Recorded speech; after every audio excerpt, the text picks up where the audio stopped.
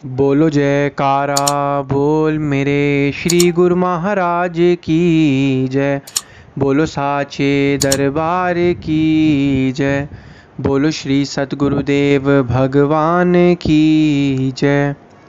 सौभाग्यशाली गुरुमुख सज्जन मंडली, इसी प्रकार अपने मन एवं चित्त की समस्त वृत्तियों को एकाग्र रखते हुए अपना ध्यान सम्मुख विराजमान श्री श्री 108 श्री परमहंस महान विभूतियों की ओर लगाते हुए और अपनी मुख रचना को पवित्र करने हेतु एक बार ऊंची और मीठे स्वर में बोलिए जयकारा बोल मेरे श्री गुरु महाराज की जय। बोलो साचे दरबार की जय। बोलो श्री सतगुरुदेव भगवान की जय। एक सोच सुखरास है, एक सोच दुखरास, एक सोच बंधन खटे, एक सोच गलफास। नाम सोच सुखरास है, काम सोच दुखरास। नाम सोच बंधन कटे, काम सोच गलफास। गुरुमुखों, आज हमारा ये जो मन है, इस मन के अंदर दिन की 25 से 30 हजार सोचें चलती रहती हैं। उन सोचों के अंदर कुछ नकारात्मक सोचें, कुछ सकारात्मक सोचें, कुछ भविष्य की सोचें, कुछ भूतकाल की सोचें और कुछ वर्तमान की सोचें, ये चलती ही रहती हैं। और जब ये मनुष्य रात को निद्रा अवस्था में भी होता है, तब भी ये सोचें उसके मनुष्य के जो मन में चलती रहती हैं। और मनुष्य का दुखी होने का सबसे बड़ा कारण उसकी ये सोच ही है। आप खुद ही अनुभव कर सकते हैं, जब आपके मन में कोई नकारात्मक विचार आता है तो आप दुखी, अशांत और चिंता में महसूस करते हैं। जब आपके मन में कोई सकारात्मक विचार आता है तब आप खुशी, आनंद में जीवन व्यतीत करते हैं। अब सुख और दुख का मतलब क्या है गुरुमुखों, उसका हम एक उदाहरण से मतलब समझेंगे। एक बार की बात है, एक व्यक्ति का रोड एक्सीडेंट हो जाता है। रोड एक्सीडेंट में उसके हाथ की हड्डी टूट जाती है। और एक दूसरा व्यक्ति होता है, उसका भी रोड एक्सीडेंट हो जाता है और वो मरते मरते बाल बाल बचता है।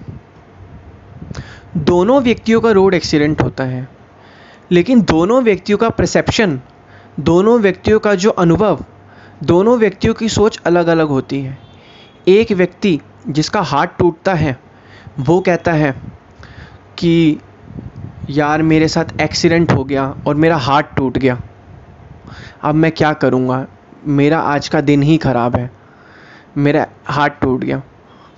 और दूसरे व्यक्ति का जब एक्सीडेंट होता है वो कहता है भाई मेरी किस्मत अच्छी है, अच्छा हुआ कि मेरा छोटी मोटी चोटें लगी हैं, कम से कम मैं मरा तो नहीं, मैं बच तो गया।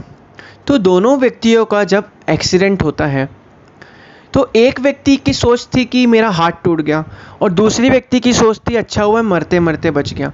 तो दोनों ने अपने अपनी सोच की क्षमता के अनुसार दोनों का अलग अलग चीज़ से उस चीज़ को सोचा। तो गुरुमुखों, हमारी अशांति का भी कारण यही है। हम जो भी चीज़ सोचते हैं वो हमारे हिसाब से अलग होती हैं। अगर गौर किया जाए, जब आपके दिमाग के अंदर, मन के अंदर कोई परेशानी होती है, वो परेशानी जब आप किसी और को बताओगे तो वो कहता है कि यार ये तो कोई छोटी मोटी चीज़ है, इसका तो ये सलूशन है। उसके लिए आपकी परेशानी बहुत आसानी से लगती है और 2 मिनट में वो इसका सलूशन निकाल देता है। लेकिन जो उसकी परेशानी आप सुनोगे तो उसकी परेशानी आपको भी छोटी लगेगी और लेकिन उसकी परेशानी उसको बड़ी लगेगी। तो इसी प्रकार गुरुमुखों, हर लोगों का जो सोचने का जो क्षमता है वो हर एक मनुष्य की अलग अलग है।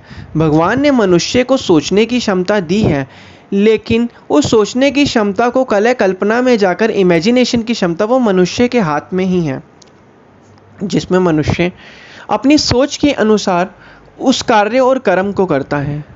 तो गुरुमुखों, कोई भी सोच कोई दुखी वाली नहीं होती, कोई सुखी वाली नहीं होती।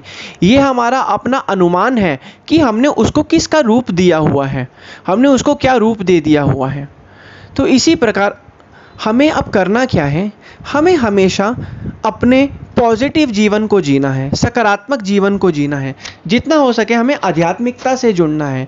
जितना जितना हम आध्यात्मिकता से जुड़ते रहेंगे उतना उतना हमारा जीवन आनंद में और शांति में प्रतीत होता रहेगा, और हमारा मन जो दुखी से सीधा सीधा सुखी में ही, सुख जीवन में बदलता रहेगा। हमारा जो दुख है वो सुख में बदलता रहेगा। तो इसीलिए महापुरुष बार बार फरमाते हैं कि जितना जितना महापुरुषों की चरण शरण को ग्रहण करते हैं तो जो दुख है वो सुख के अंदर समा जाता है, दुख का कोई मूल अस्तित्व ही नहीं बचता। तो इसलिए हमें पांचों नियम की पालना करनी है। हमें अपने विचारों से जुड़ना नहीं है। विचार उठेंगे, उनका स्वभाव ही उठने का है।